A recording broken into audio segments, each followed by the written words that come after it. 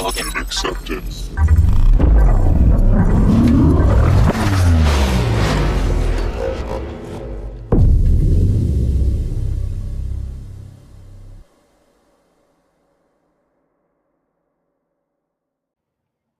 Hey, welcome to the tech capital of the world, Kernersville, North Carolina. My name is Bobby Davis, the CEO and founder of Foundry, and it's humongous news today, Kevin. Huge news. Is there? What's the big news? Yeah, the Witch Queen comes out today, Destiny. Oh, okay. Actually, yep. Okay. Actually, it's something different. It's something better. But I am here. Destiny, my favorite pastime is coming out today in like 40 minutes, something like that, 50 minutes. 10 to 1 o'clock, somewhere in that range. I'm still here. I saw that it might be late too, though. I did see a story about this. It was all over my newsfeed last night. I was like, Destiny, new thing comes out tomorrow. I was like, I don't even follow Destiny, and it's all over my newsfeed. Right. So I know it's a thing. It's also I was reading articles today where today. All the twos. The chat will run at 22nd, the 2nd, 2022, no, 2002. Close. We're not running till 2. I have multiple things today after this. So, dude, I got and not Destiny. Like that's what and not Destiny. Not Destiny. Not till later, right?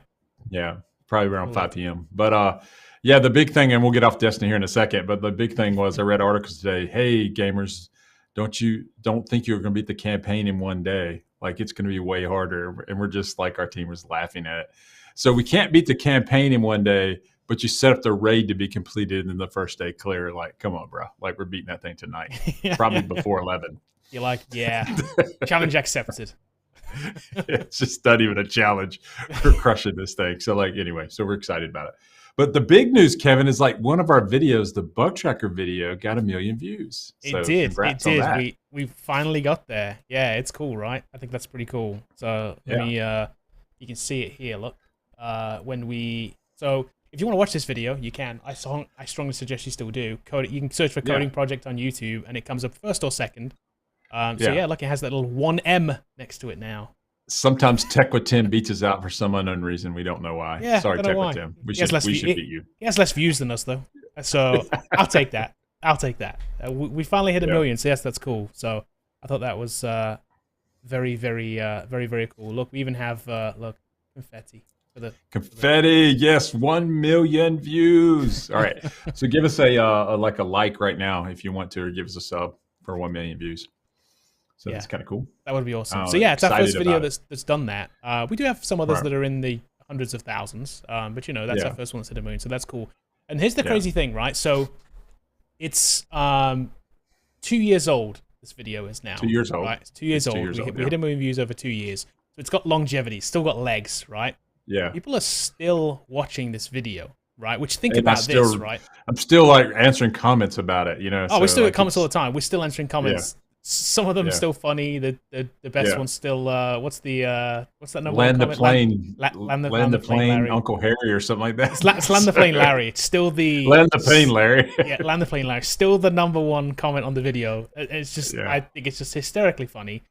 We should go find that guy and bring him on the channel because he's made this epic comment, and then that response thread in there is just it's very long. 50% of all the comments on it. It is. So the thing's had 2,000 something comments on it, and you're right. A lot of them are in that one thread, which is just hysterically funny. I think it's the most liked comment on there, right? Which is just. So if you don't know the comment, and we can deep dive into the comments, it's kind of funny. We don't understand. We made this 2 years ago. We were just starting the channel out. So we don't know everything about YouTube. We don't know what the etiquette is. We don't know. We're just making videos of content we find interesting. And so apparently in YouTube is that it took me too long to name check the project. Right. And so but the video is like what, 12 minutes long or 17 minutes? It's 22, I think, something like 22 minutes long. So I get to around 12 minutes. I start saying, hey, 22. this is build a bug tracker. We didn't do that on purpose. We weren't trying to like game the algorithm and trying to keep you on things longer. It's just that when we wrote out the script for this, which we write scripts for all these things, that was the natural progression that we wanted you to go through because so many people are looking for that number one quick fix. Just build the bug tracker. And so they don't listen to the how and the why and why you should do it and the reasonings behind it. We think it's should be. Definitely. Hey, Luke, good to see you back here. Would you be open to critiquing my terrible bug tracker? The site is at LukeBug. Maybe we'll take a look here in a little bit, actually. Is it Blazor? WSM? So if I build it in Blazor. If I Google LukeBug, will I find it? Yeah. Or is it lukebug.com? Is that what you're saying? Yeah, it is Luke. Okay. We'll take a look in a little bit. We'll take a look at it. So here's the thing. So we went through some scenarios in and around this because we really think the bug tracker is a type of project. And we know that the type of project you should build is abstract. And so people are looking for concrete. So we wanted you to go through the type of project first and then get to the concrete example of what you should build. But since we have gone through that, and the 2 years we've lived with it and we watch students build it, and we watch students get jobs, we realize now it's not necessarily abstract. It's more like concrete. You should build a bug tracker now. Like it's like before I was less opinionated about it. Like, yeah, you could build one. It needs to do these couple things. And that's true. Yeah. But when you start looking at the things that I think should be in your project, the bug tracker fills all of those. And then it has the added bonus of being something highly recognizable when you show it to someone else. The project resonates with employers because they have one. And that's why it works. That's why it works so well and why it moves the needle is because they instantly understand it. And I don't think you can underestimate that point more than I can't highlight that point enough. Let me say that better correctly. It's like that when you build a project that someone else completely resonates with and they understand how it works and everything intuitively, then they can recognize it immediately if it's good or not. And if it's good, you automatically win. Right. That's the point about it. So, but if you build a project that does all the same things as a bug tracker, it fills the archetype, but you have to explain the project domain, like what does it do? What's the purpose? And like, I don't understand. What is this trying to do? Then you lose that in translation. Right. You know, it's kind of like watching anime when people say, should you watch dub or, it's like, don't watch the dubs. Everyone tells you don't watch anime dubbed because it loses it in translation. And they just don't, it doesn't really translate as well. So I've never gotten into. Yeah, I haven't either, but I've got the guys I play Destiny with are younger than me and they're into like anime and stuff like that. And so they always say, don't watch the dubs, which is you got to watch it with the titles under it. I guess it doesn't lose in translation when you do that. Okay, so, interesting. Anyway, I don't know why they say it, but I think the main thing that I think that people need to understand is if your project is immediately understandable and can be consumed by the target audience like that, they know what a bug tracker is, they know what it's supposed to do, then you get onto the thing of like, now that's good. If you build a project that they don't understand and it's good, then you have to explain to them the domain, the problem it solves and all that kind of stuff. And so you lose all of that. And then they can't even really evaluate, well, I guess that's a good Tinder for hikers. I mean, like, and the reason I use that because I've seen that exact example not work. It just, this is also why we want to, one of the things that we want to go against is I'm getting resumes now routinely from other people. So in the last couple of weeks, I've sent you one. Yeah. I just got one this morning on LinkedIn and people send me their resume and their portfolios for review. I didn't ask for that, but like apparently people do. Right. And I see it, the same thing common every time. In fact, the resume I was sent today had 2 projects on it. The first project was a pokedex. Okay, which we've talked about a lot here. Yes. The second one, and this is why I say when I'm not making fun of these projects, but I see it all the time. The second one was a basic to-do list built with React. That's it. Okay. And that's what he got out of his boot camp and wherever his learning was. Yeah. And I can promise you, he hasn't found a job yet. And this is why. Right. Because when you look at pokedex, and then it wasn't responsive, there's kind of other problems with it too. And we can get into that more. But like the pokedex doesn't do anything. Like you click on Pikachu and it's like, okay, it shows a picture. That's about it. You got a list of the Pokemon that are available in the game from the API. I get it. Right. And you click on it and it shows you a picture of Pikachu. And it's like, okay. Yeah. What problem does this solve? I mean, then if you're meeting with someone that's my age that's doing interviews, they may have never, ever, ever played Pokemon. Okay. Right. Their kids may have played Pokemon. And here's the risk you run. Let's say that they have kids that are in, they're 12 or whatever, they're 13 or maybe 8 or 9 or 10, and they're playing Black and White or whatever it is, whatever the newest game's called. That's like we don't know what that is. Like, yeah, they hate the game because their kids play the game all the time. They don't play games, they don't do that, and they hate it because like their kids should pursue something more passionate. And then you show them Pokemon, the thing that they disdain and loathe.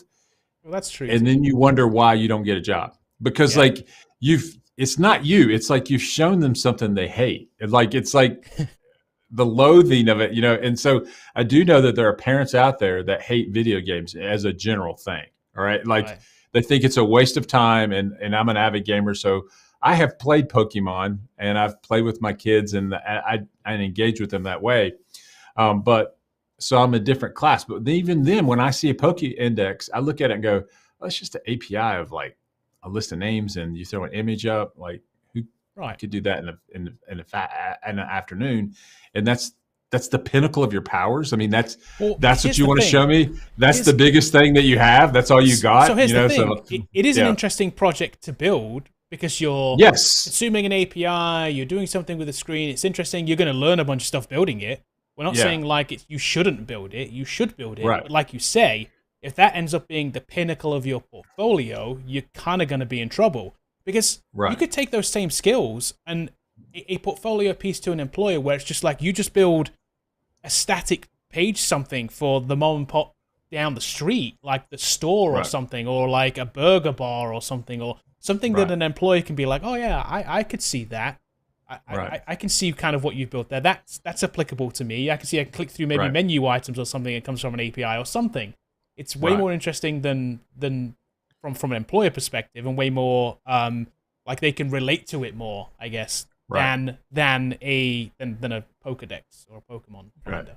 But you can still get value from building it. You should see what I would do is I would take your same idea, and this is what I've kind of said before to a lot of people, is that you could take a mom and pop restaurant and then you could rebuild their website. Now you're not getting paid to do this, you're just making it. And literally on your portfolio, you can say, this is what it used to be. Yeah. Now this is what it should be. Yeah. And it doesn't matter that it's not what it is. Right. It's your version of it. You can totally do that. I think that's a way better idea. Yeah, it should definitely be better than. And you're using the same skill set. It's no more advanced skill set than building this other kind of toy app is. It's no more of an advanced skill set. You're just building something that's more relevant to the person looking at it. Yeah. And then the other one I see commonly that's coming out of boot camps, and I don't know why this project is so popular, but I see it out there is meme generator. And I have no idea why this is so popular. Like and I understand that pop culture popular. That's and I think the course creators are saying, let's make something that resonates with the kids. I think that's what they're saying. Let's resonate. So they're into memes. Let's make a meme generator. And it's like, and everyone's making memes, and I get it, all that kind of stuff. I want to make my own memes. I want to control the font and all that stuff, and I get all that. Yeah, I like it, but like, it's just not good enough. In other words, like, I explain it like this. Let's say that you want to be a professional basketball player, and you go out in your neighborhood, you got in your driveway, and you set up a goal. You crank the goal down to 7 feet, you're a dunk champion. In fact, you invite all the fifth graders over to your make it driving. 6 for me, and I'm killing it. 6, sorry, so you can get the 360 in. Exactly. I want to go under the leg, around the back of the. You know what I mean? Yeah, exactly. But then, and so then you invite all the neighborhood kids that are in the 5th grade, and you're an adult, and you're just jamming on people, and you're like feeling really good. That's the pokedex. Michael Jordan or some kind of professional athlete comes in and says, hey, let's crank that goal up to 10 feet and let's see what you got. And suddenly every jump shot is harder to make. You fall short on everything.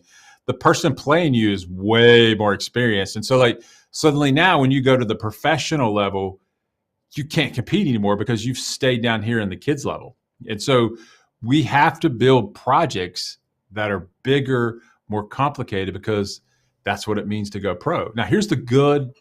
I think the thing that people misrepresent, they think, oh, you're asking the impossible. We're like Luke Skywalker. Yeah, we do get that comment a lot. Yeah. You move the X-Wing fighter, and Luke Skywalker says, you asked the impossible. He couldn't do it with the Force. And Yoda says, there's only try. There's only do. There is no try. And that's why you fail. And so we think it's so difficult that we don't even try. But that's what's necessary to get the job. So therefore, if you want the job, you have to try to achieve these things. You have to build projects that solve a business problem that you can show someone and it resonates with them. And that's why we picked one of our projects is the Bow Tracker. We also do things like address book. We also have a blog platform as well that we build out. Here's a question for you from Mikey. So just curious, why use Movie Pro project versus, I guess what's the difference between a Movie Pro project and a Pokedex project on a portfolio? Still working on the Movie Pro and just curious. So I think in general, they're both in pop culture, but Movie Pro itself is more, everyone goes see movies, not everyone plays Pokedex. I think you can kind of do more with movies. And you can do way more with the Movie Pro. So like if you look at what we're doing in there, where we're pulling it in the API and then we're saving a local copy of some of those. And then we also have type ahead and doing all those things. You can see right away that this is a way more complex project that you can build out. And I think it's more complex than Pokedex by far. Second, the movies itself crosses all ages, bounds, and everything. Everyone has watched a movie. Yeah. And so they can click on and say, oh, I can go look at Indiana Jones in this thing. Yes, you can also look at Inception, or you can look at whatever you want inside that resonates with you. We also added some features to it where we make our own lists. So we can make our top 10 list of movies that we like. And those are things that aren't found in any other project. So it's a little bit more complex than, say, a Pokedex. The other thing is, I think in general, people can look at the movies and they kind of get that movies are universal across all age groups, and they're not seen as dumb or stupid. What I'm saying is the subject matter of Pokedex can be seen in a negative light, whereas a Movie Pro doesn't get to necessarily be seen in a negative light. Now, what I will say this to defend our course for a second is we built a Bow Tracker, address book, and Movie Pro, and a blog. So we're building 4 of these things so that we have multiple things to show people. And that's kind of why our course is so long. Because Movie Pro is just the one that uses an API, right? Because we feel like we do need to consume an API. So that is an interesting topic. And you'll notice, like, what we build is we want you to build something that you can put on your portfolio, right? Yes. We don't think just because like you can build the Pokedex, right? And it's the same kind of technologies and same kind of thing at the end. You're building something similar. We just don't think it's a good portfolio project. Whereas the Movie Pro is something that you can learn the same skills building it. You can spend the same amount of time building it, but you ultimately can put it on your portfolio. It's not going to put somebody off. The other thing too is, like, if you haven't built Movie Pro, and Mikey's doing that right now, the moment you show, hey, I want to search the type ahead, I want to import from the API into my database, that's a killer feature. And when you go look at how we did it, that resonates. And so if you're going to demo Movie Pro, you're going to say, let me show you how I add Captain America to my Marvel list of movies. Right. And so I add Captain America. It searches the API instantly. It brings back the articles, the picture, and everything, and then stores that in a local Heroku database. That, to me, is very powerful, so that you have this quasi, some is stored locally and some is in the API itself, and it meshes those things together and figures out when to show one over the other. I think that is a very, But the reason the API is better is because it's just a better. Mikey's asking, why is it better? Yeah. It's just a better. I think it's not about the API as much. So the point isn't really like which API is better. It's about what can you produce with that API. Because I mean, something like the weather API, right? It's kind of interesting too. You can build a kind of interesting weather app, which if you build it well enough, you could also put on your portfolio as kind of one of your second tier applications. For sure you could. Right. A simple JavaScript weather app. We've built those before. It's interesting. Yep. It's a much more universally accepted. I've got a tutorial on it. Yeah. Yeah, it's a much more universally accepted. Until Apple bought the weather API and made it pay, but but it's a much more Dark Sky went out of business. It's more universally accepted. People understand like a weather app. It doesn't have there's never going to be a negative connotation with a weather app. So it's more about like what you're building at the end of it versus whether it's easier to consume. They're all pretty similar. They're just And what I would say is if I haven't done this on the course or whatever, but I've talked about it a lot. If I was going to build a weather app today, I would mesh it up with Spotify, and then based on the weather, I would play certain songs. Yeah. So for mashup of APIs is a cool idea. Yeah. So if it was raining, I would play Purple Rain from Prince, for example, or something like that. And I would find songs that I would curate based on the weather, and then I would mash those up when they're playing. So there's lots of songs about sunshine. There's lots of songs about rain, or I don't know if there's a song about snow, but I'm sure there is a Christmas tune, Bing Crosby or something. Yeah, exactly. So if you're living in a part of the world where it snows a lot, it's like it's Christmas all year round on this app. Exactly, Bing Crosby every day. So but like I think that's what I would do, and that's where you could really make something cool that captures the imagination of a hiring manager. Like, oh, I haven't seen that before. That's pretty neat. How did you do that?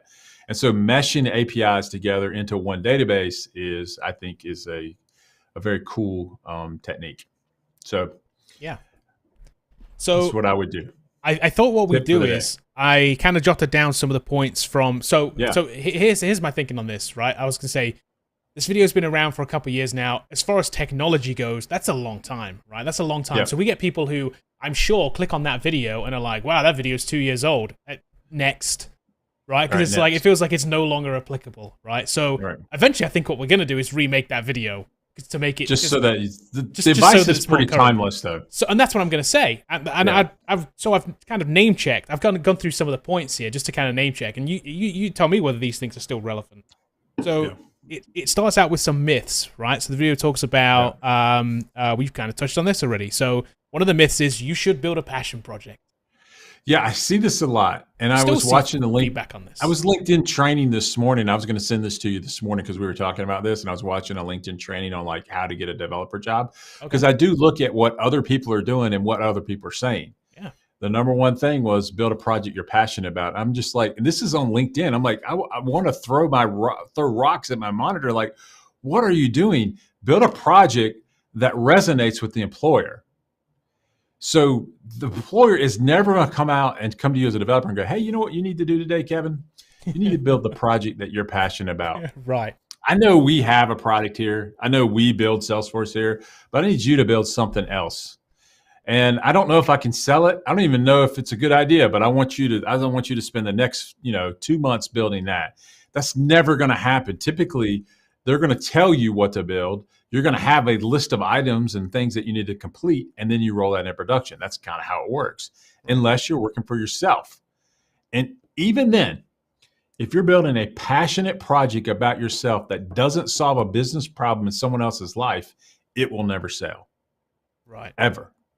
Ever sell. Like, in other words, the project must resonate with your customer base or the employer or somebody, and it must solve a problem that they have. Now, the better advice is, instead of the passion project is solve a problem in your life with technology.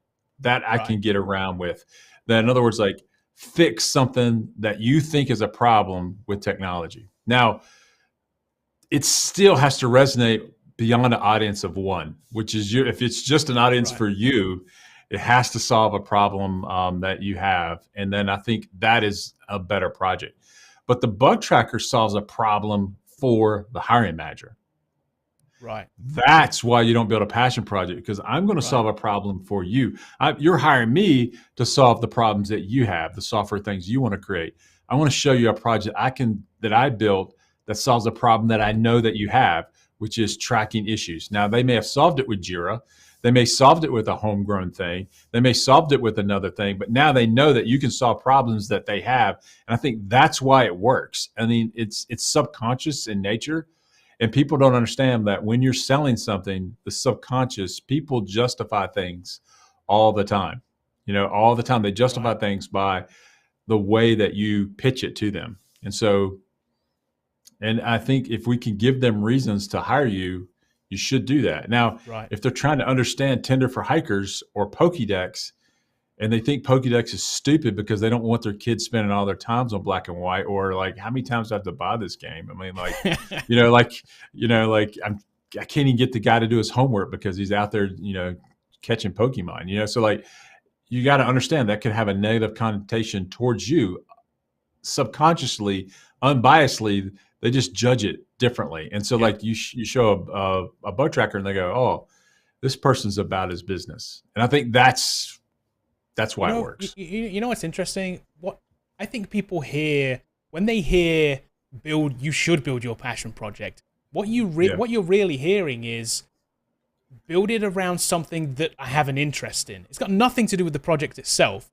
They're saying, like, I'm a skateboarder, therefore I'm going to build some kind of skateboarding app. Right? It's got nothing to do with, I mean, the app itself really doesn't have anything to do with skateboarding, but it's just, it's tied to it. So they think like something you're interested in, like I play video games, therefore I should build an app that revolves around gaming somehow. But the app itself essentially could be totally something else. Could have the same feature set, but could be totally just about a totally different topic. I think that's what people get caught up on. You need to be passionate about, coding, the process of building whatever you're building. It doesn't matter what you build. Like, in other words, like if I'm not working on my passion project, I'm kind of bored. I get disinterested. I had someone coming into Foundry and say, how entertaining is your courses? Because I get bored easily. I'm like, well, coding should be the like it's like if you're watching it for entertainment, might be a bit dry. Yeah. We're not Netflix. I mean, like we don't have a 3-act arc here, like, hey, in the first 3 weeks, like if you don't enjoy the process, it's not going to be fun. Right. I always tell this to a lot of people that coding is a fantastic job unless you like to do a lot of things like working out and be outside. And then if you may struggle with it, and people think I'm crazy, like, well, I'm not going to work all the time at coding. You kind of do. I mean, like, you sit at a desk all day, you get inside your headspace, you focus on this one thing, and you're just coding away. And it's 2:00 before you know you've missed lunch. You've missed lunch, and you're like, oh wow, I need to get up. So like, I need to walk around, and so those kind of things. Now, if you want to do other things, maybe sales is more important to you. When you want to talk to 90 people from 8 to 5. Then maybe sales is more interesting to you. Maybe you want to talk to the stakeholders a lot and you want to go to meetings. Coders despise meetings because they want to code. The ones that don't want to code love the meetings, And so like it's this kind of dichotomy of like how you perceive life and what you want to do. And so if you don't like doing that, coding's always going to be a struggle because you get bored. You don't want to do it. It's just, and then therefore the job becomes drudgery. Yep. Yeah. You like fiddling around with stuff, like that kind of thing, Exactly. Why is there 2 pixels to the right of this object? I don't understand why it's doing this. Okay, let's talk about one of the other myths in the video too then. Yeah. So this other myth, which we've talked about a lot, even since we've made this, we've kind of hit on this a lot, but that the tools and languages that you use don't matter.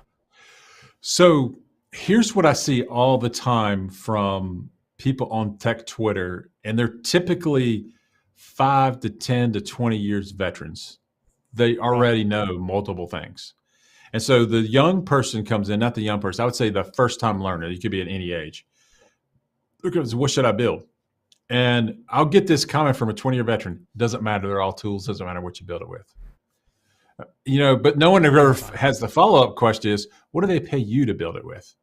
Because you need to ask what they get paid to do versus where it doesn't matter whatsoever. And so like, and I've heard people literally say this, hey, Python's a beautiful syntax. You should just learn Python. That's what you need to do.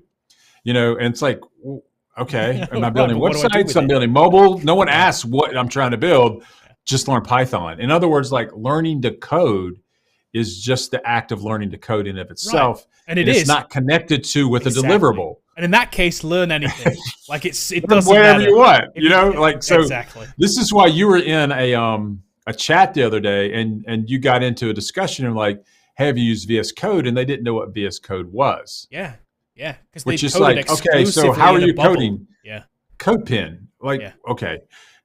Start right there. It does matter what you do. Number one, you have to use the tools of the trade, which is VS Code, Visual Studio, or some other IDE that is targeted towards the language that you're building. So if you're picking Eclipse or you're picking some other things, they're typically targeted towards a specific stack. So when you pick up Visual Studio, we're pretty much doing .NET at that point. Yeah, there's some other things you can do with it. I understand you can do C++. I get that, but pretty much that's what you're doing. VS Code, you're pretty much doing front-end things with that. That could be JavaScript. It could be React. There's a lot of things that you're doing that with. Atom is another kind of code editor, the same type of thing. But then when you go to Laravel, you're doing these other Django, they typically have some type of environment that people use when you go to the job. You need to pick the tools that people use at the job with the stack that you picked. Those two things need to go together like this. There is no reason to learn NetBeans Java and like use those types of IDEs and then go apply for a C# job. Right. Totally different things. If you get that they're job, not used in that job. Yeah, you're switching over and everything. Now, 5 years into this, you're like, I can switch IDs with a drop of a hat. Totally get it. The first time learner, those things look completely foreign to them. So you need to pick the tools and the stack to build a specific thing and then apply to jobs with that specific tools and stacks. And what we say in the video that is misconfused by a lot of people is like, if you're asking me, I'm going to tell you which stack to pick. Pick something different if you want. But in general, if you have no idea what to pick, we're going to tell you to use ASP.NET, MVC, and C# and build that. If that's true 2 years ago, it's true the same today. In fact, if you're looking at .NET 7 coming out, they're still enhancing MVC. Even in .NET 7, that will come out later in this year. Preview 1 came out already. Yeah, Preview 1 is already out. And so there's some enhancements inside, specifically in MVC in Preview 1. So that's still true today. Now, can you build it with Laravel? 100%. Can you build it with JavaScript and React? 100%. You can build it with whatever you want.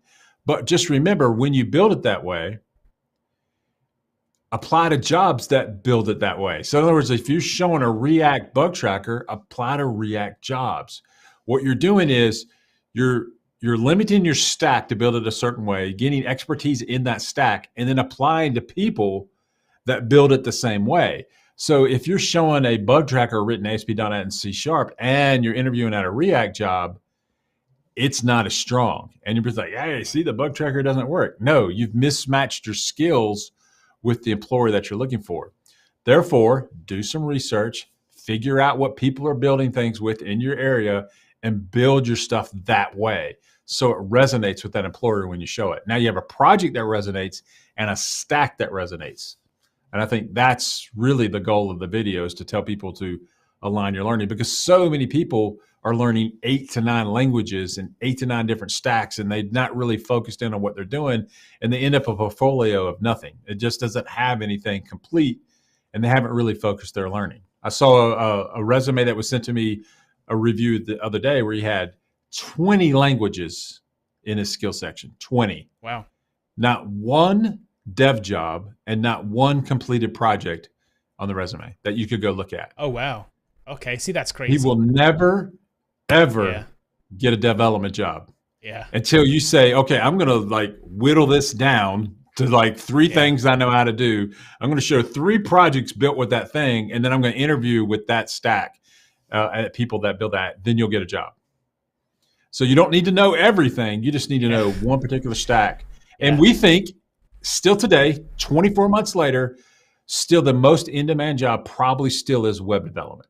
Okay. Right. You could make a case for, something like data science. Maybe it's growing faster. You could look at AI jobs. There's some different stats around there. But if you look at the sheer volume of jobs, not growth rate. Don't look at growth rates. Look at what's available right now on a Tuesday at 12 p.m. Where would I need to go to work to get a job? What skills could I have? It's web development. Now, there's some other things that are saying, hey, it may catch them one day. And that's not AR development. We talk about that as the future. Today, it's web application development. And it's going to be that way for a minute. It could be mobile a close second and desktop a close second as well. But like right now, learn web development, specifically full stack web development with a database backend. So I think that's kind of good. Right. Bhavani, thank you for the super chats. That's asking for a friend. Man. Asking for a friend. What are the career options as a software professional after having a long gap? 5 years after graduation. I've seen people with 15-year gaps. Okay. So the gap doesn't matter. What matters is, can you show them proof of work during the interview process? I got a 5-year gap. Okay. Why did you have it? I got sick. My mom got sick. Something happened in life and I had a 5-year gap. Okay. Maybe you were in prison. I don't know what the reasons were, but like now what you have to do is show, what can I do today? Exactly. And today I could show you these projects that shows you that, you know, I may have had a gap, but I'm still on my game. I still know what I'm doing. And so I can build these things. So build a portfolio of projects and show those during the interview process. Number one, you can't change is that 5-year gap. Just like we had a student here who couldn't change the 15-year gap. I said, you got to stop worrying about it.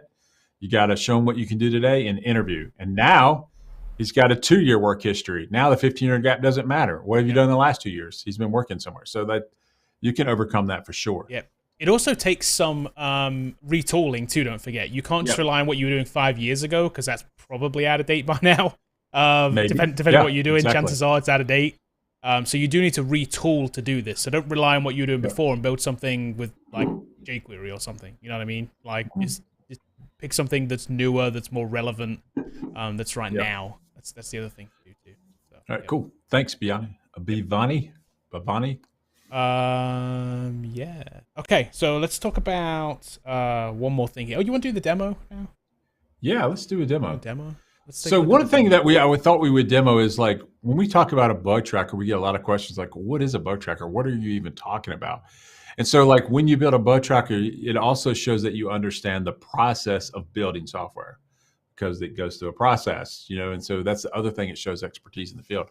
So let's show our a bug tracker here that you can demo and show you kind of the features. We also have a video on a demo as well, but this is one a build probably different demo, and we even have a newer build than this, but like this is the current build that we have public. So we can try it out. Now notice right here, the first thing that we do that's super important is, may have to spin up on Heroku maybe. Yeah, I don't know. I had it up before. Let me see. The first thing that demo we do fail. Demo fail automatically. Watch. Are they like updating it right now or something silly? There we go. It could be. There it is. So in Heroku, sometimes it has to spin up. So right here, we can log in. We can create an account. Now, a lot of people make this mistake. No one typically isn't going to give their email address and password to a site they don't know. But they'll click that demo admin button and we can log in right away without providing any credentials. And so these are demo buttons. And then we come into this dashboard of tickets. And so this is a typical view of like the tickets that are signed to me, maybe the tickets on the project, maybe I'm on 3 projects. I've got some work things I need to do. And these are like stats about tickets, what's open, what's closed, what's priority. All of those things, if you scroll down here, there's lots of information on here that show just a lot of different projects, different things that's going on. And so this is your dashboard that shows you kind of the stuff you need to work on. Now you can collapse these items. You can put more or less items on here. That's, you know, it doesn't really matter. And then you can edit a ticket. Can we edit a ticket? We go to, if I go, so you got this whole menu over here too. If I go to like tickets and go to all tickets, I'm pretty sure. Yeah. And then you can click the little pencil icon to edit it, right? These are cool though. Look, they show like priority, and I guess I can order these too, right? Yeah, you can order them however you want. You can search if you want to, but you can click edit. And here's where you would like edit the UI and then change the priority. Maybe you've closed it. Maybe you want to put some more description in there. So that's one thing that you could do, that you can do inside of a standard bug tracker. You leave notes or whatever. That's the description where you're adding the ticket. and then you can put the status or whatever. You can also maybe sometimes there's a note area that you can put in here as well. So you can change all that. Drop downs look with pre-populated information too, which is cool. It tells me it's not a signed look as well. So I'm assigned to a developer, which is cool. Yep. That's it. So that's kind of your base bug tracker. I mean, so you got the concept of a projects, and then you got project tickets, and then you have users, and users are in roles based on what they can do. And so this is be a project, and you can click in there maybe. And then in here, you see all the tickets on the project that are open maybe. Yeah. So there's a lot of things that you can do in here. This is cool because kind of created and deadlines and priority and status. There's a ton of stuff in here. And it tracks history if it's been changed or whatever. There's a lot of little things here too that are good, by the way, too. I noticed so we have this little notification thing. So there's notifications. You'll see those pop up. If you get assigned something, pop you up in a bell. Some basic settings that I can see up here that tells me my role. Kind of cool. And then even on the admin side, there's some cool stuff too. Like obviously where you assign and manage projects. And obviously this is like that. This is the admin, so I get to see the admin stuff. If I was signed as a regular user, I wouldn't get to see that. That's another thing too. If I come back out and sign in as just a demo user, the view looks very different. Look, I get different stuff down here, and I can actually do less stuff. Right, exactly. I get less stuff I can see. It's cool. It's cool. So this is so what we want to show is we want to show you this as the kind of the level of app, right? This is kind of what you should be building. And you're probably thinking, I can't build that. That's impossible. I don't know how to do that. And that's okay. You can learn how to do it, though. It's not impossible to build these things. It just takes a level of effort and learning about a lot of technologies. And so now we build ours in MVC and .NET. Can you build this in React? Yep. Can you build it with PHP? Yep. Can you build it in Django? Yes. Can you build it in Java? Yes. The tool doesn't matter. And that's where I would say those people are right. It's just that when you're telling that to a young person or a person that's just starting out, they don't know what to pick. There's so much stuff to do. And so you need to tell them what to do. So we think .NET, ASP.NET, C#, MVC isn't a wrong choice. Now, you may have another opinion about another stack. That's great. But you cannot say that if I learn MVC, I'm not valuable in the marketplace. And that's our stake. That was what we're saying, that there is a very valuable place in the marketplace for people that know .NET and C# and ASP.NET. For sure. Yep. So that's our demo. So ask us a question if you got a question, and we'll try to get on screen, and we'll keep going though. One thing, Jack, I don't see your question, so I don't know what question you asked. I queued up questions that I see. I do not see your question. I see a comment about a bug tracker, but it's not a question. Yeah. So if you have a question, just retype it back out again. I'll pull it up. Okay. Let's see.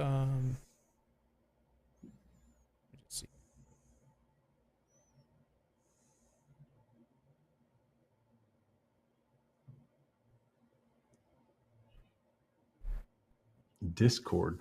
We're not looking at Discord, Ridge Rider. So I could. All right. So what's the next thing that we need to talk about? Let's see.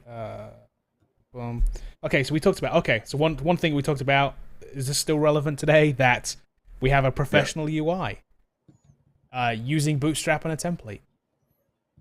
Yeah. So one of the things that people make early on is building full stack applications is they also try to be a designer. Okay. And some people are good at this, and some people are really horrendously bad at it. Right. So if you make a bug tracker and you design your own template and it ends up looking bad, then it can actually hurt you more than it can help you. And so some of the excuses I hear from people are, you know what, I'm not really a front end guy, so I didn't pay attention to the front end. So my bug tracker is ugly, but it's functional. That is very, very bad. It cannot help you. It's going to hurt you more than anything.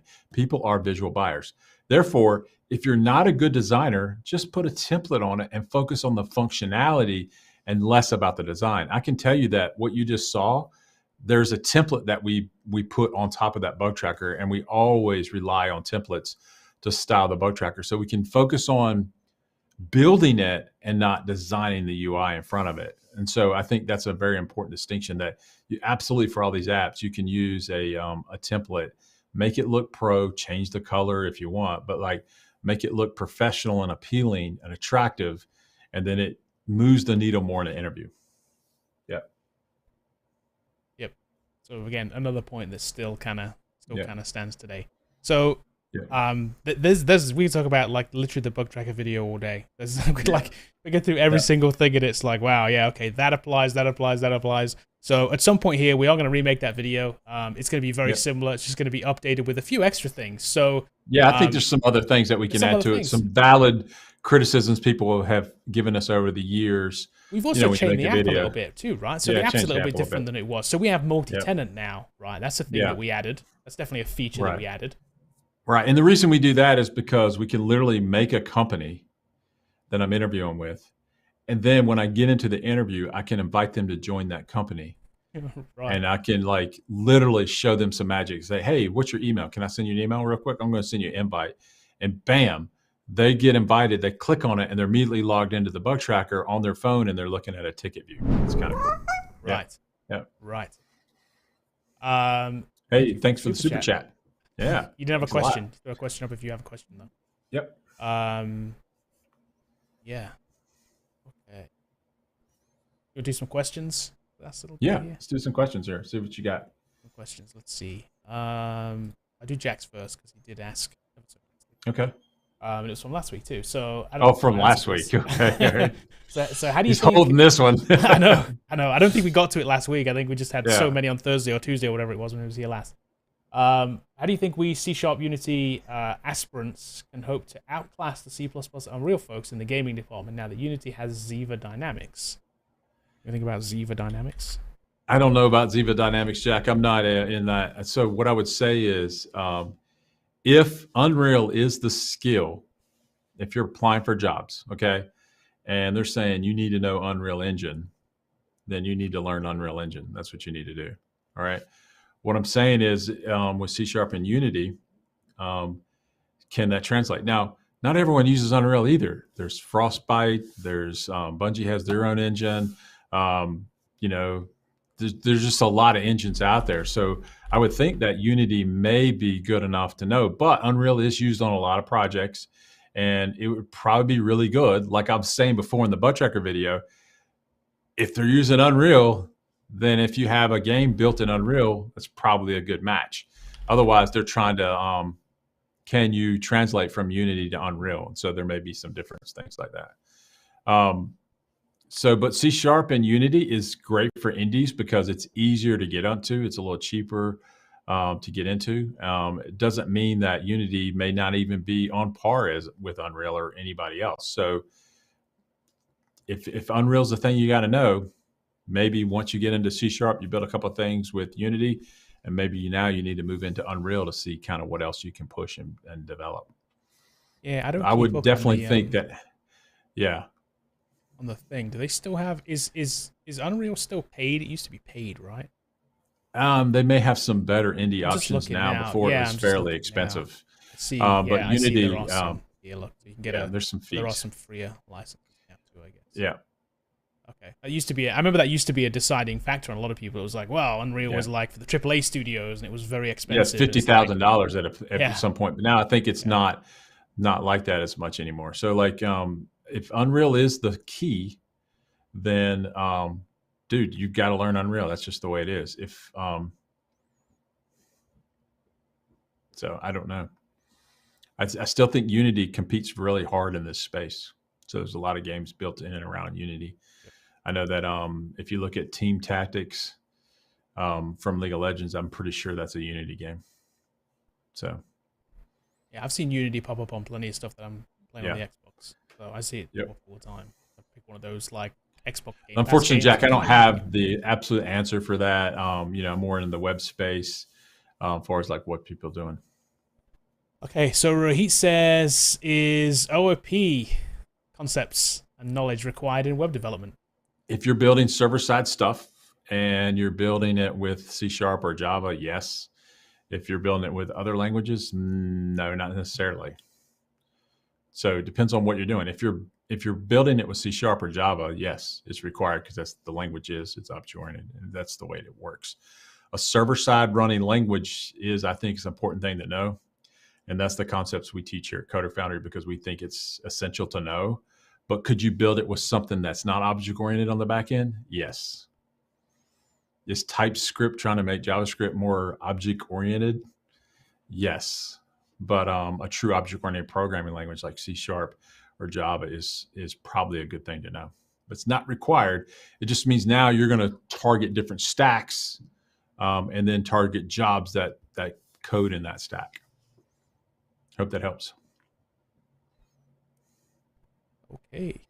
Let's see. Dakota here says, hi, I just finished the JS Netlify submission. Okay, cool. Oh, nice. My plans to do the self-paced until I get home about 8 months, then do full. Oh, are you guys planning to enroll the vet tech program?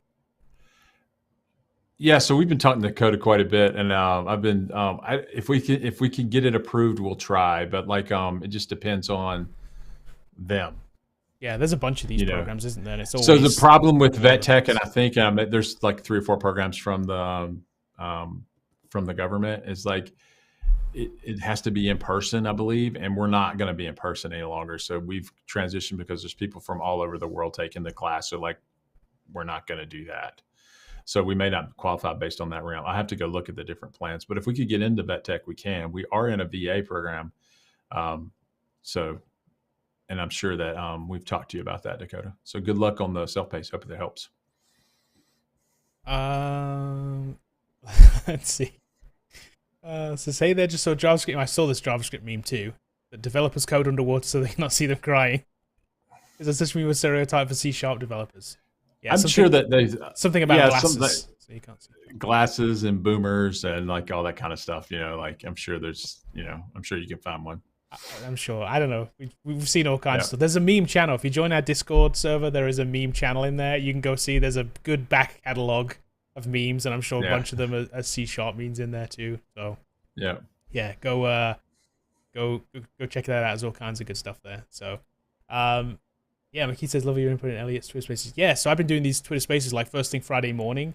So Makeem, thank you for coming and watching me here too. That's cool. Thank you. Yeah, I've been doing those. We did a Twitter Space last Friday. It was super fun. We'll do one this Friday. We're going to do another one this Friday again. Yeah, it was good. And we talked about projects on that one too. So yeah, we're going to do another one this Friday. So you can follow us on Twitter, and we will be doing that again. We just come, and it's a little bit different than this because here we just kind of, it feels like, obviously you guys are putting comments in and we get to kind of read them and we answer them. We're not really interacting with you on Twitter Spaces. You kind of get to interact with you. You can come and ask you a question and kind of like, we can have a conversation about it. Yeah, exactly. It's kind of nice. It's kind of cool. It's kind of nice. Yeah. And it's like, you're not on camera either. So it's like, for you guys who don't like to talk on camera, you don't have to worry about that. It's voice only. It's, there's a lower barrier. So it's like, it's kind of nice. So yeah, come hang out with us on Friday too. It's fun. Twitter Spaces are a fun time for sure. Let's see. I think Fahid's asking any good ideas for mobile apps. And okay, hold on. We'll come back to that one in a second. We'll answer that one. Yeah, we'll come back to that one in a second. So yes, there are some extension video stuff. Yeah, here's Kevin. If you've built what we have up to this point, start showing it to people. Like you've got a bug tracker. Yeah. There's some things around notifications. It's an edge case. Company registration. It's an edge case. So like. We will definitely get into that and push those out. But like what you have is super strong. Start showing to people. Make sure that you can get a job. Because the reason is it's not necessarily to build this one little thing. I think it's build enough so you can get a job. So I think that's great. Right. All right. Right. All right, Larry. Thanks, Larry. Larry, thank you so much. I would say, how do you suggest students learn once they've built the bug tracker from the course? Should they try and build it again without looking at the notes or their code? What should the benchmark be?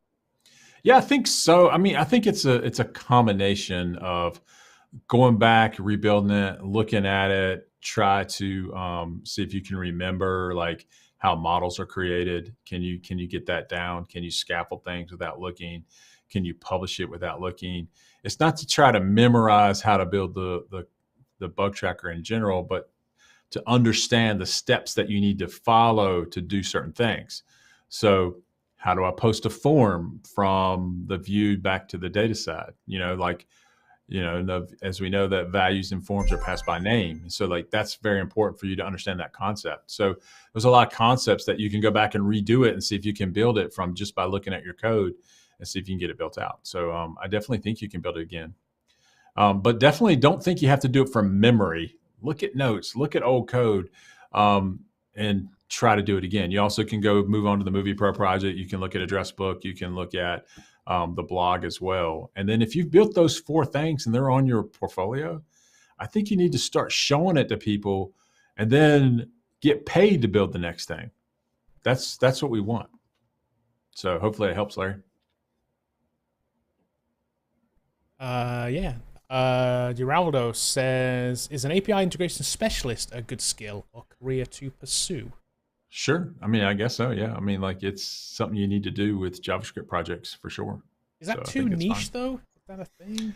I don't know. I've never heard of it, but like if you can get paid to do it. So like if they're saying, hey, I want to integrate with the Salesforce API or I want to integrate with this API. I mean, like, there's a skill involved in that. Definitely. I mean, you still got to build a front end with it, and you're working with APIs instead of a database directly. We know for sure the Salesforce API jobs actually. Yeah, now think about that. Those are definitely huge.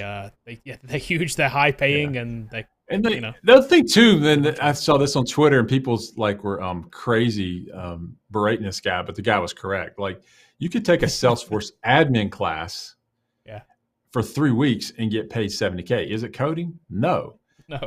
Can you tell people how to set up Salesforce? Yes. I can tell you right now, like that is a need, that people have, because Salesforce is a very complicated application, and so that's a need, and it's used a lot. A lot of people are using. There was a point a bunch of years back where we had Salesforce when I first came on board. Yeah, we were doing a project. I remember Salesforce had a project, and we were doing some stuff. Yeah, we were doing some stuff with Salesforce, and we had a third party come in, and we're like, we're not going to learn all that. Let's just pay somebody, a specialist, to do it, who can come in and figure it all out, just set it up. It's pointless learning it. Like we if you're out there and use it, not develop it. You feel like you're undervalued or underpaid in whatever you're doing, and that's a quick way, like in months, that you could get a great job. It's in technology, and then you could learn the programming aspect of Salesforce as you go as well. So it's not a bad gig. Yep. Let's see. What's our next question here? Okay, project idea. What do you guys think about personal library desktop app? I got quite a book collection, and I want to have them in one place. Okay, sure. Yeah. I think that's a good app. I think that's a good app for. I mean, obviously, you're building that for your own personal use because you're saying you have a good collection. You want to keep them all in one place. I think any app that you build for yourself, that you use yourself, is cool. Because you're going to be the user for it, and it's like it allows you to learn the stuff. Does it translate to putting it on a portfolio? I don't know. That's a secondary question. So my point is, your app, what makes it useful? Right. If it's just a list of books, then how useful really is that to you? In other words, like what do you want to do? What feature does it have to have to make it useful to you, to make it really worth building? In other words, like, is a solution looking for a problem, or do you have a problem that you solve with the solution? And that's the two things about these things. So I think that, can you read all your books on it? Yeah, but you can also do that with, your e-reader too. So like, Yeah, I'm not sure the point is here reading the books. It's like an exterior collection, right? So this could be like a same thing with, like, let's say you have a record collection. Yeah, right? Comic book collection. Whatever it is. Yeah, you're kind of keeping them there. You have to think of like what would be interesting. What would be an interesting way to kind of see that data? Because ultimately, it's just a list of books in this case, right? Or I'm assuming you have the cover and maybe the synopsis, but like that kind of stuff. Yeah. What if there's also, maybe notes and in and around, like what you thought about it and that kind of stuff. Isn't there like a book API thing? I think there is, right? You can pull in like synopsis and like there is a book API. Yeah, that's a book API. So you could do something with that where you pull in data about like the cover, like the synopsis, like obviously more. Maybe you have like an author page too, where you can have like, hey, this author wrote all of these books. And then you could crowdsource reviews about the book, and then you could publish the site where people can make their own list of books. Goodreads list. Here's my Goodreads list. This is what I've been reading. This is currently what I'm reading. Yeah. And then you could, that could always have an API that you can integrate into other things. It says, here's what I'm currently reading, and that could show up in different things like Twitter or your LinkedIn or whatever. So yep, it could be interesting. Yep. Yeah, on your personal website. This is an interesting take. I have a take on this, and I know you have the same take as I do. Yeah. But never ask about projects' ideas, love. Your idea might be stolen. Trust me, 99.99% of people will never ever build your app, even if you literally tell them exactly what it is. They just won't. Yeah. We share our ideas all the time. Feel free to share them. Yeah. Because we know no one's gonna. I wish more people would build the bug tracker. Yeah, we want to give people ideas. Here's my challenge: somebody build the bug tracker, go make a company on it, and make $1 billion, and then credit me later. You don't have to give me any money. You just say, "Bobby told me to build this. I did it." And now I'm the next Mark Zuckerberg. I'm flying rockets to space. That's what I'm doing because I built a bug tracker. That would be amazing to me. I would be your biggest fan. Yeah. So, but still the idea. idea. And actually, I will also say, any idea that you have, chances are, it's already been done, or actually, it already should have been done. If your idea is so unique that it's never ever been done, it probably isn't a good idea. It probably isn't a good idea, and there probably isn't a market for it. Yeah. Even Solomon said there's no ideas under the sun. He wrote that in the Bible like 10,000 years ago. So it's like there's no new ideas. Like everything has been done. Today. It still stands today. It's I'm not saying that everything is like that, but it is extremely, extremely rare to come up with something that is entirely unique. It's just very rare. It's usually an iteration on top of something else, and I get it. So build your idea. Sometimes you share your ideas for projects in public because you're gauging feedback from customers, and so that's another thing. That too. You lads look hungry. We are hungry. Thank you. I do have a lunch date here in a second, so that's kind of cool. Okay. So we're gonna eat. Yeah. So I would say share your ideas. Silvio, you obviously don't want to give us yours. It's okay. It's okay. It's all good. You don't. You know what I mean? It's like not one of things that you have to. I'm not saying you have to share that kind of stuff, but I feel like if I have an app idea, I'm telling the world about it. I want somebody to actually gauge reaction to whether the idea is good or bad, because ideas, I think Mark Cuban said it best, ideas are a dime a dozen. Yep. It's all about execution. All about execution. So just because you have an idea doesn't mean that you're going to solve the next world's problem. I've had so many people say, "Can you vet my startup idea?" I'm like, "Sure, I would love to do that." "Can you sign a 20-page non-disclosure agreement and not compete?" No. Why? No, I may have already done it. I don't know what it is. Exactly. So if the idea is that secret, then it'll never resonate with the public at large. Execution is more important than the idea itself. So anyway. Yeah, no, I do like that. It's like, I'm going to tell you my idea. You need to sign an NDA. It's like, well, no, because I'd rather just not know. And if I ever have that idea, if it's a great idea, it's my own. I don't. Yeah. What if your idea is about a boot camp? Exactly. I'm not a fool. I'm not signing a blank non-to-compete agreement. I don't know what it's about. You got to tell me something. And it's funny because we also know how those non-compete things work too. They're always they're so broad. It's like you literally you went out today, you violated your non-compete. Clause number so. It's like you said you wouldn't do that. It's like, what are you talking about? They're so broad. It's nuts. Yep. That's funny. Just build your idea, and push it out. The marketing will rule the day anyway. So execute on the idea, execute on customer acquisition, and you'll be fine. You want to do one more, or we got to run? We got one more. Okay, one more. I don't know what time your launch day was. That's all. So, any good ideas for mobile apps? Oh, I've got a good idea. I was discussing this with the staff and tell you the couple of things we may build. I've got two ideas. Number one, mobile apps are for people that are using a mobile phone. I know, hey, shocking. All right, so think about things that you can solve that require a field force, which a field force is people out on the field working.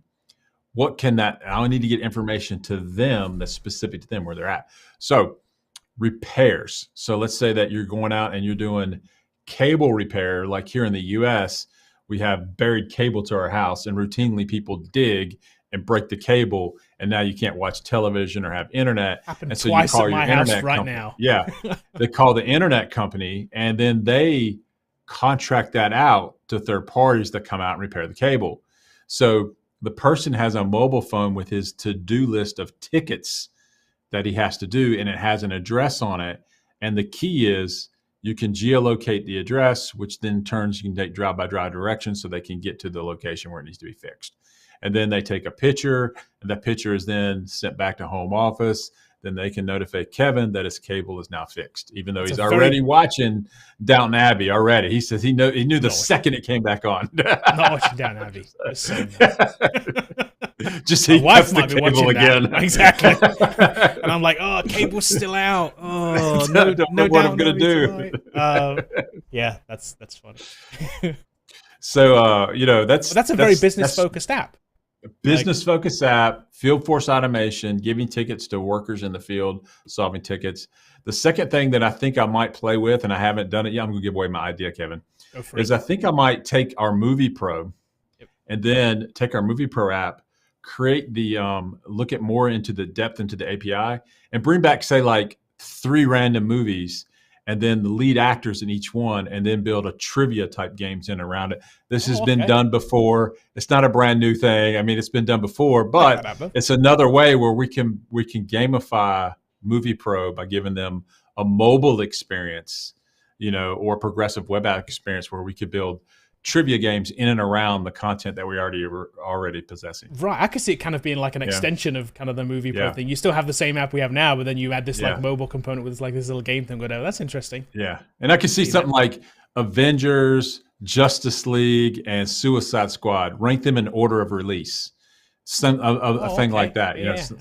Put them in order. You got 30 seconds, and you got to put 3 tiles in the correct order, and you hit save, and you win or lose. You could build it in and around, like, you can make it multiplayer, makes it a little bit more difficult, or you could just have a leaderboard of, I did 10 questions and my average score is 3 seconds or 6 seconds, and I have a leaderboard and keep track of all the players that played. So you can think of things like Wordle and things like that, where you have this shared user base all trying to compete the question of the day or whatever it is. So you can build it around release day, actors. I don't know. There's a lot of them out there. You're right. You could put a certain one out on a certain person's birthday, or like, you're right, when a movie releases, so the next like Batman comes out, so you have a Batman question that day or something. That's interesting. Exactly. Yeah. So there could be a Batman question. It's like a little extension of the Movie Pro app. Yeah, right. I like that. Yeah. So there's 2 ideas. There you go. I may build that in .NET MAUI once that's more closer to release. Cool. That sounds cool. Okay. All right. Last thing. Yeah, we'll be back on Thursday. Remember, Thursday, those that are new here, we do this every Tuesday, Thursday. Come hang out. Yep. We answer as many questions as we can. If you didn't get yours answered today, come back on Thursday. Ask them early, because I queue them up and then we go through them. If there's ever a point that you need to jump the queue, you can always super chat. It costs you $1 or whatever it is. You can do that, or whatever you would want to super chat. Come back Thursday. We're also doing another Twitter space on Friday, so come hang out on Twitter on Friday as well. It's always fun. We'll probably do, what did we do last week? 3 o'clock? Did we do? 3 o'clock, probably 3 o'clock Friday. So we'll do the same thing on Friday. Look at it for Twitter. Probably go out on Thursday, tell you the time we're doing it, and then you has plenty of time to arrange your time around chatting with us. So So I am at Kevin Doyle on Twitter, and Bobby is at CT Bobby Davis. If you don't follow us on there, or you can follow at Code of Foundry too, and we'll put it on there as well. Yep. That sounds good. Cool. All right. Keep coding, guys. We'll see you later. Thursday.